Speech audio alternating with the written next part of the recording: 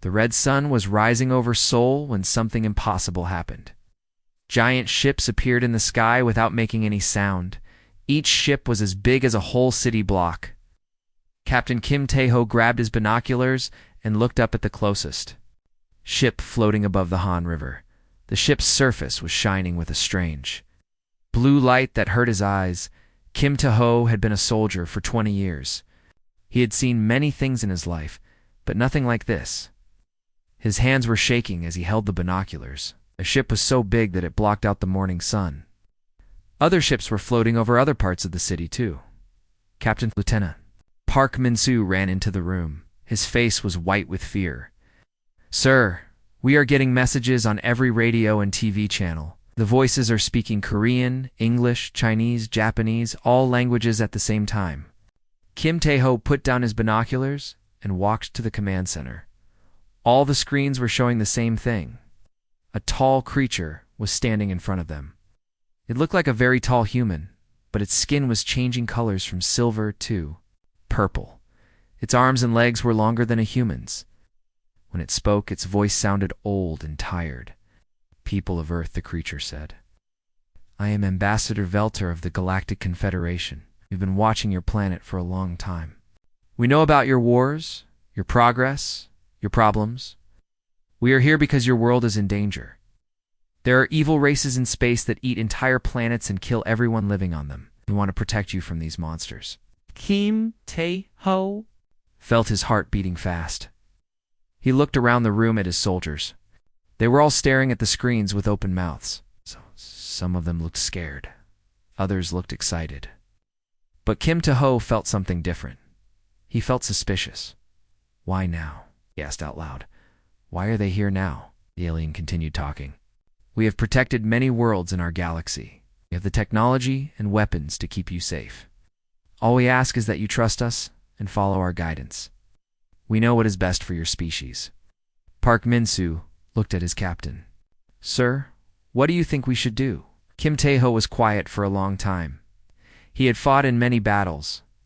He had seen how people acted when they were really trying to help, and how they acted when they wanted something for themselves. This alien sounded like someone who wanted something. Meanwhile, in the Blue House, President Lee Dae-hai was having an emergency meeting with her ministers. The room was full of arguing voices. Foreign Minister Cho Jin-woo was excited about the alien's offer. "This is the greatest moment in human history," Cho said, waving his hands. "They have technology that could solve all our problems. No more wars, no more hunger, no more disease. We should accept their protection immediately." But Defense Minister Yang Hyenki was not convinced. Yang was an old soldier who had seen many wars. His face was covered with scars from battles he had fought when he was young. He looked at the alien on the screen with suspicious eyes. "Protection from what?" Yang asked in a loud voice. "We have survived everything that has been thrown at us. We survived 2 world wars. We survived diseases that killed millions. We survived earthquakes, floods, and storms. We even survived when our own people fought against each other. Why do we suddenly need protection from aliens?" The room became quiet. Everyone was thinking about Yang's words. President Lee Dae-hai was a smart woman who had led her country through many difficult times. She knew that when someone offered help, they usually wanted something in return. "Minister Yang has a good point," she said slowly. "We need to ask more questions before we make any decisions." Back at the command center, Kim Tae-ho was talking to his soldiers. "I want everyone to be ready for anything," he said. "These aliens might be telling the truth, but they might not be. We need to be careful." The alien ambassador was still talking on all the screens around the world. "We know you have many questions," Veltar said. "We understand that this is frightening for you, but you must understand that the threats you face are real. The Devourers are coming. They destroy everything in their path. Without our protection, your planet will become like many others, empty and dead." In New York, the American president was having the same kind of meeting. In London, the British Prime Minister was asking the same questions. In Beijing, the Chinese leaders were wondering if they could trust these aliens. All around the world, people were asking the same thing: why should we trust you? Kim Tae-ho walked outside and looked up at the alien ship again. It was still floating there, silent and mysterious. He could see other ships in the distance. They were all waiting for something. Captain Park Min-soo said, coming up behind him. The alien is asking for our leaders to come to their ship for a meeting. Kim Tae-ho nodded. He had a bad feeling about this. In all his years as a soldier, he had learned to trust his instincts. And right now, his instincts were telling him that these aliens were not telling the whole truth. Min-soo, he said, I want you to prepare our defenses. Quietly. Don't let anyone see what you're doing. Sir, are we going to fight them? Kim Tae-ho looked at the alien ship one more time. I don't know yet, but I want to be ready for anything. These aliens say they want to protect us, but nobody protects someone else for free. They want something from us. And until I know what that is, I don't trust them. The first day of contact between humans and aliens was ending. But instead of celebration, there was suspicion. Instead of gratitude, there were questions. The aliens had expected humans to be grateful for their protection. But they had forgotten something important about humans. They had survived everything the universe had thrown at them so far. And they had done it without anyone's help. 3 weeks had passed since the alien ships first appeared over Earth. The excitement of first contact had faded. And now people were getting tired of waiting for answers. The aliens kept saying they wanted to protect Earth, but they had not explained exactly what they were protecting Earth from. Ambassador Veltar was getting frustrated. The tall alien with the color-changing skin had expected humans to be grateful and obedient. Instead, they kept asking difficult questions.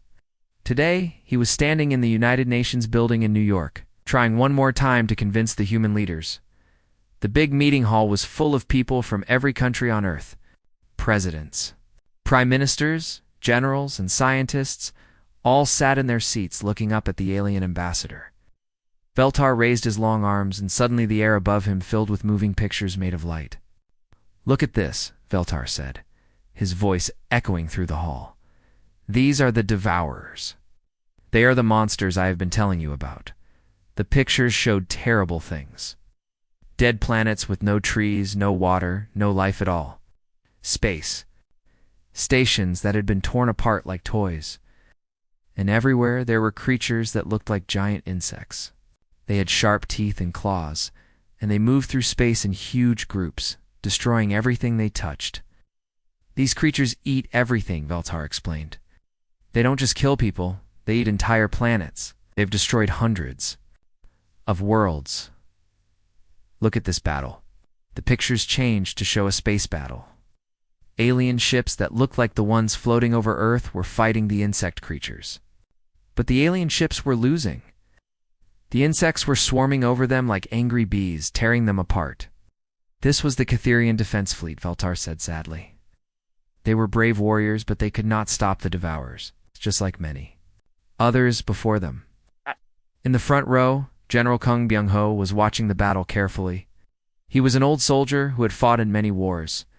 He had gray hair and sharp eyes that missed nothing. Next to him sat Dr. Lee Soo-jin, a smart woman, who studied military tactics. She was writing notes very fast as she watched the battle.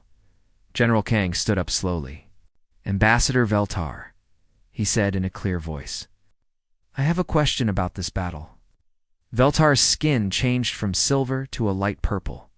What is your question, General? Your ships are fighting in straight lines, General Kang said.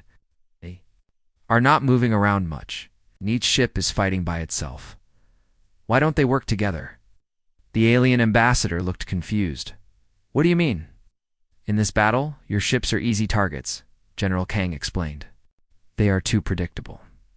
The enemy knows where they will be. And when one ship gets in trouble, the other ships don't help it. They just keep fighting alone. Dr. Lee Soo-jin stood up next to the general. Also, why are your ships so big? She asked. Big ships are easy to hit. Many small ships working together would be much harder to destroy. Veltar's skin turned a deeper purple. The humans had learned that this meant he was getting angry. You humans know nothing about space warfare, he said.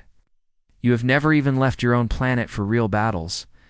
We have been protecting the galaxy for thousands of years while you were still living in caves and hitting each other with sticks? Protecting? Dr. Lee. Sujin's voice became sharp. You just showed us that the Devourers have destroyed 47 worlds in the last 100 years. If you are protecting the galaxy, you are doing a very bad job. The meeting hall became very quiet.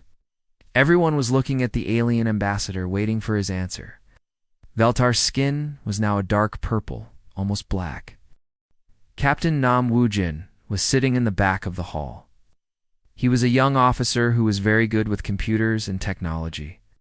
For 3 weeks, he had been studying the alien ships and their weapons. He had been very quiet during the meeting, but now he stood up. Ambassador Veltar, he said in a calm voice, I have been looking at your ships. They're very advanced, but they are not built for fighting. They're built for running away. The alien ambassador stared at him. What are you saying?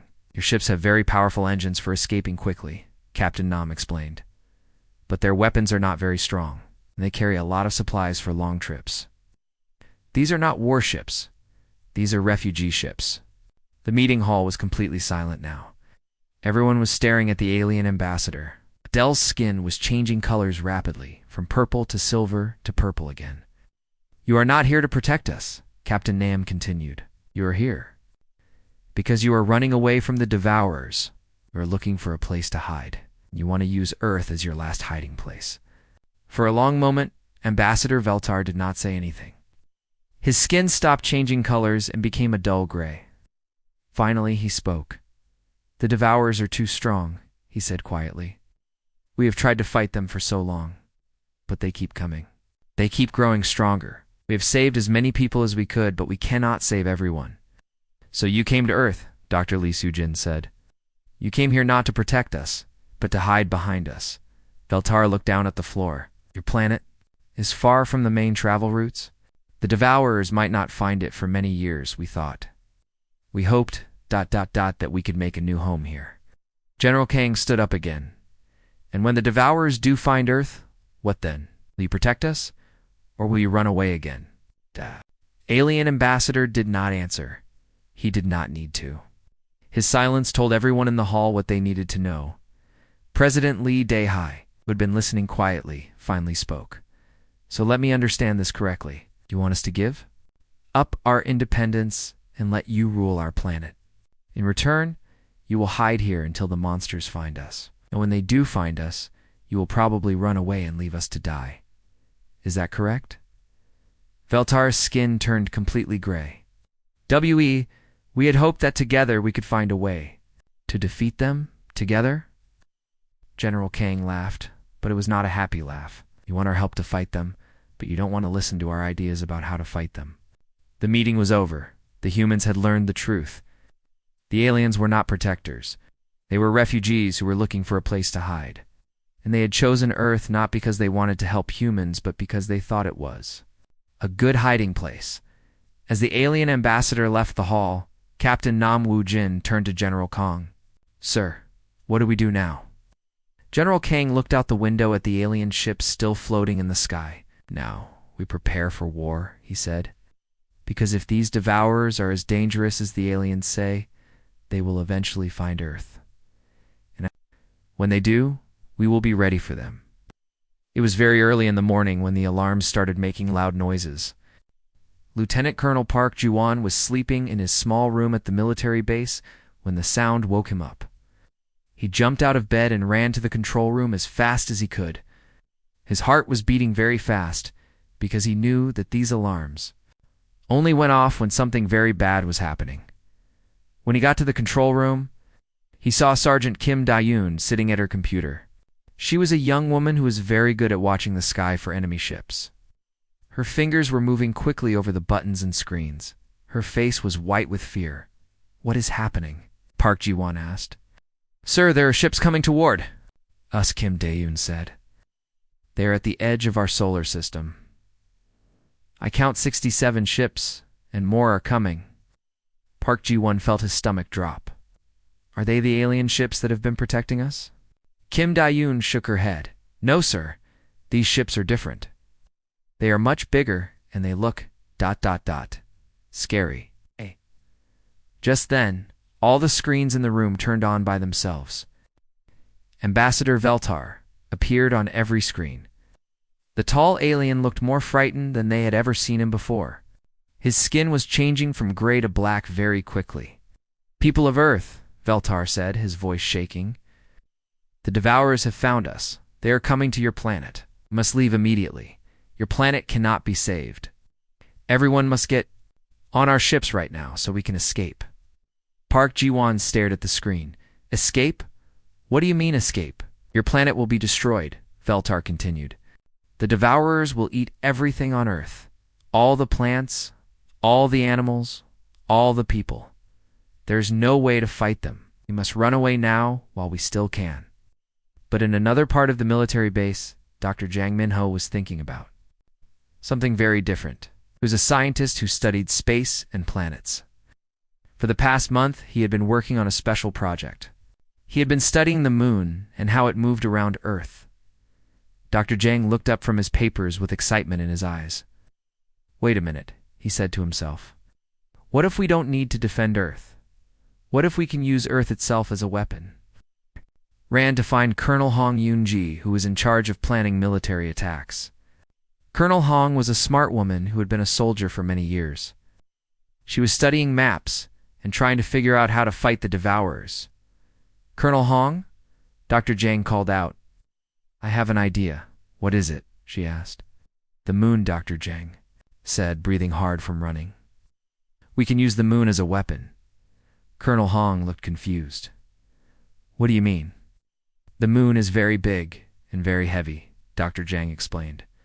"If we can change the way it moves around Earth, we can make it crash into the Devourer ships. It would be like throwing a rock at them, but the rock would be as big as a small planet." Colonel Hong's eyes became wide. "That's crazy," she said, "but it might work." "We have rockets and explosives," Dr. Jang continued. "If we put them in the right places on the moon, we can push it slightly. Not enough to make it crash into Earth, but enough to change its path. The Devourers won't expect it." While Ambassador Veltar was telling everyone on Earth to run away, the human military leaders were making different plans. In secret bunkers under the ground in Seoul, Tokyo, and Beijing, soldiers and scientists were working very hard. We're changing normal things into weapons. In Seoul, workers were taking apart mining equipment. These were machines that were used to dig holes in mountains to find gold and coal. But now they were being changed into weapons that could be used in space. In Tokyo, engineers were working on construction equipment. These were machines that were used to build buildings and roads. But now, they were being turned into weapons that could fight alien monsters in Beijing. Scientists were working with explosives that were normally used to blow up old buildings. But now they were making these explosives much more powerful so they could destroy alien ships. Commander Otaman was in charge of talking to all the military bases around the world. He was a tough soldier who had never been afraid of anything. He spoke into his radio so that soldiers everywhere could hear him. "Listen to me, all of you," he said. "The aliens think we are weak. They think we need their help to survive. But they are wrong. We have been fighting and surviving for thousands of years. We have survived ice ages, diseases, wars, and natural disasters. We don't need anyone to protect us." In the control room, Park Ji-won was watching the Devourer ships getting closer to Earth. They were huge and black, and they looked like giant insects flying through space. There were hundreds of them now. "Sir," Kim Da-yoon said, "the alien ambassador is calling all the world leaders. He wants them to come to his ship so they can escape." Park Ji-won smiled grimly. "Tell him we're busy." "Busy with what, sir? Busy preparing for war?" Meanwhile, Dr. Jang and Colonel Hong were working with scientists from around the world. They were using computers to calculate exactly where to place explosives on the moon. It had to be perfect, or their plan would not work. "We only get one chance at this," Dr. Jang said. "If we make a mistake, we might accidentally send the moon crashing into Earth instead of into the Devourer ships." "Then we won't make a mistake," Colonel Hong said simply. All around the world, humans were preparing for battle. They were not running away like the aliens wanted them to. They were not hiding. They were getting ready to fight. The Devourers thought they were coming to eat another helpless planet. The aliens thought Earth was doomed. But the humans had a different plan. They had been preparing for this kind of war ever since they first learned how to make fire and use tools. The monsters were about to learn that Earth was not helpless. And the humans were about to show the galaxy that sometimes the best defense is a very good attack. The real war was about to begin. The Devourer ships entered Earth's atmosphere like a dark cloud covering the sun. They were huge black creatures that looked like giant insects with wings made of metal. For thousands of years they had attacked, planet after planet, and every time it was the same story. The people on the planet would scream and run away. The planet's defenses would break quickly, and then the Devourers would eat everything and everyone. But when they came to Earth, something different happened. Major Yunhei 1 was sitting in the pilot's seat of her spaceship. It looked like a normal cargo ship that was used to carry supplies, but it was not normal at all. Inside the ship, hidden under fake boxes and containers, were powerful nuclear bombs. The ship looked harmless, but it was actually a flying weapon. "This is Eagle 1, she spoke into her radio. "You can see the big enemy ship. It's huge." The Devourer mothership was as big as a city. It had thousands of smaller ships flying around it like angry bees. The aliens had told the humans that these ships were impossible to destroy. They were wrong. "Remember," Major Yoon said to her crew, "we are not just fighting for Earth. We are fighting for every planet these monsters have destroyed, every person they have killed, every world they have eaten." She pushed the controls forward, and her ship flew straight toward the giant enemy ship. The Devourers saw her coming, but they were not worried. They had seen this before. Small ships trying to attack their mothership always failed.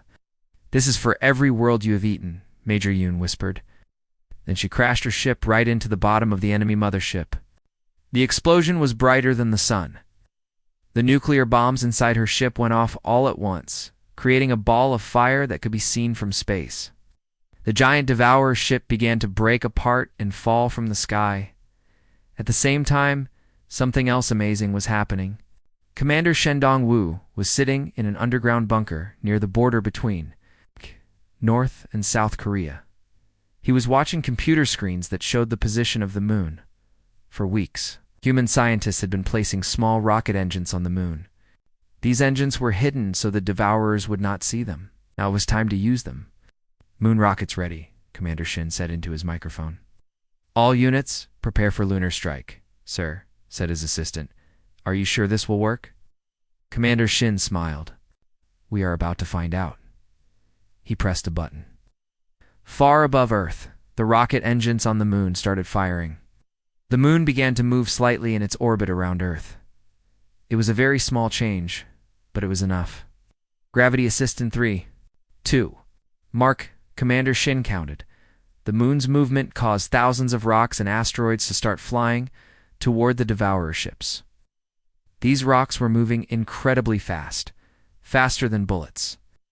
When they hit the enemy ships, they went right through them like arrows through paper. The Devourers had never seen anything like this. Usually when they attacked a planet, the people tried to hide behind big shields or shoot at them with normal weapons. But the humans were using the moon itself as a weapon. Ambassador Veltar was watching the battle from his ship. He could not believe what he was seeing. The Devourers, who had destroyed hundreds of worlds, were being defeated by humans who had never even fought a space battle before. "This is impossible," he said to himself. "How are they doing this, Captain?" Li Jiho was leading a group of small human spaceships. These ships were much smaller than the Devourer ships, but they were also much faster. The human ships flew between the giant enemy ships like small birds flying between trees. Remember, Captain Lee told his pilots, "Big ships move slowly. We move fast. Use that against them." The human ships had studied the Devourer ships for weeks. They knew exactly where the weak spots were. While the big enemy ships were trying to turn around to shoot at them, the human ships were already behind them, attacking the places where the ships were most vulnerable. "Target the engine section," Captain Lee ordered. "Make them unable to fly." The human ships fired their weapons at the engines of the Devourer ships. One by one, the giant enemy ships began to lose power and fall toward Earth. On the ground, people all over the world were watching the battle on television. They saw the human ships fighting bravely against the monsters that had come to destroy their planet. They saw Major Yoon's sacrifice save thousands of lives. They saw the moon itself being used as a weapon. General Kang was standing next to Ambassador Veltar, watching the battle. The alien ambassador looked shocked and confused. "How?" Veltar asked. "How did you know how to fight them?" "We have been trying to fight the Devourers for thousands of years and we always lose. But you are winning. How is this possible?" General Kang looked at the alien with a serious expression. "We have been expecting visitors for 70 years, he said. "Ever since we learned how to make nuclear weapons, we knew that someday someone might come from space to attack us. We just did not know if they would be friendly or not." "You have been preparing for this?" "We have been preparing for war since the day we learned how to make fire," General Kang replied. "We have fought each other for thousands of years. We have survived ice ages, diseases, and natural disasters. We have learned how to survive anything. When you told us about the Devourers, we did not panic. We got ready." The battle continued for several hours, but the outcome was clear. The Devourers, who had never lost a battle, were being completely defeated by humans who had never fought in space before. The few Devourer ships that were still able to fly began to retreat. They turned around and flew away from Earth as fast as they could. The monsters that had eaten hundreds of worlds were running away from one small planet. As the enemy ships disappeared into space, the humans who had fought the battle began to celebrate. They had done something that no other species in the galaxy had ever done. They had defeated the Devourers. Ambassador Veltar stared at General Kang with new respect. "Your species is remarkable," he said quietly. General Kang nodded. "We are survivors. Now you know what that means." After the great battle was over, Earth was quiet again. The Devourer ships had been destroyed or had run away. The skies were clear and blue once more. But now, everything was different. The humans had proven that they were not helpless, and the aliens had learned that they had been wrong about many things. Admiral Cho Yansu was standing in a big meeting room on one of the alien ships. She was a brave woman who had fought in the battle against the Devourers. Her military uniform was still dirty and burned from the fighting, but she stood tall and proud around her. "We're the alien commanders who had survived the battle. Came to our planet because you wanted to protect us," Admiral Cho said in a calm voice. "But we learned something important. Protection is not something that one person gives to another person. Protection is something that you earn by being strong and smart." She looked around the room at all the alien faces. Real protection is not about having the biggest weapons or the strongest shields. Real protection is about knowing when to fight and when to make peace. It is about knowing when to destroy your enemies and when to help them become your friends. Ambassador Veltar was listening carefully. His skin had changed to a warm golden color, which the humans had learned meant that he was feeling respect and admiration. He had never seen his skin turn this color before when he was talking to another species. "We made a big mistake," Veltar said slowly. "We thought your species was weak because you had never fought in space before. We thought you needed our help to survive. But we were wrong. You are not weak at all. You are stronger than we ever imagined." He paused and looked down at his hands. "We also learned something else. When we were trying to escape from the Devourers, you could have let us die. You could have told us to leave and never come back. But you did not do that. You saved us." "Why?" Dr. Park Sung-min stepped forward. He was a smart man who had been chosen to be the leader of the new department that would work with aliens. "We saved you because we know that more enemies will come. Someday," he said, "the Devourers were not the only dangerous species in the galaxy. There will be others. When they come, we will need friends to help us fight them." The alien commanders looked at each other with surprise. They had never heard of a species that thought this way. Most species either wanted to rule over others or wanted to hide from danger. But the humans wanted to make partnerships with other species to protect everyone. "You want to work together?" asked one of the alien commanders. "Even after we lied to you about wanting to protect you?" "Everyone makes mistakes," Dr. Park replied.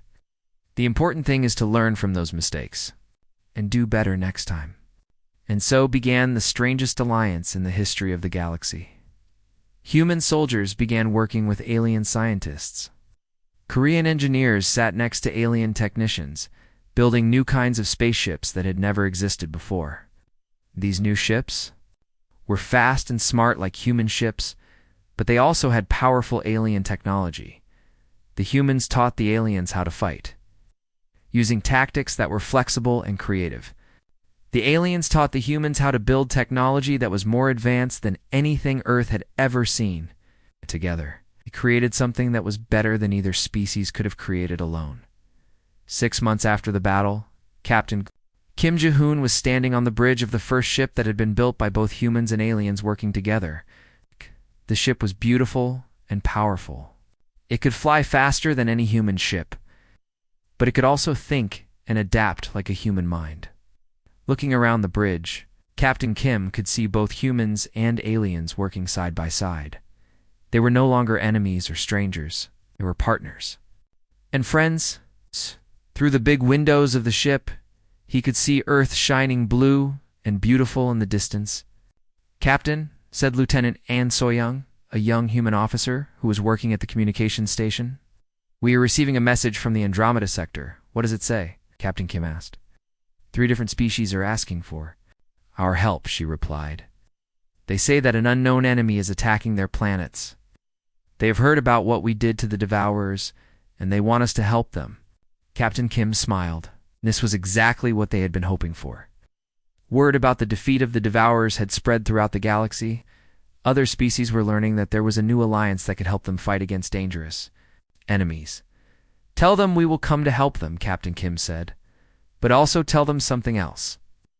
Tell them that we don't just protect planets from danger.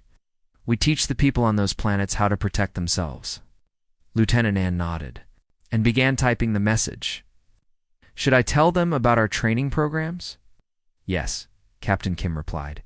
"Tell them that we will not just fight their enemies for them. We will teach them how to fight their own battles. We will show them how to be strong and independent, just like we learned to be." As the message was sent across the galaxy, Captain Kim looked out at the stars. He knew that there were many more dangers out there in space. There were probably other species like the Devourers who wanted to destroy peaceful worlds. But now, there was something new in the galaxy, an alliance of species who would fight together to protect each other. The humans had started as a species that was supposed to be protected, but they had become the protectors, and they were teaching everyone else in the galaxy that the best way to be safe was not to hide or run away, but to stand together and fight for what was right. The age of human protection had begun, and the galaxy would never be the same.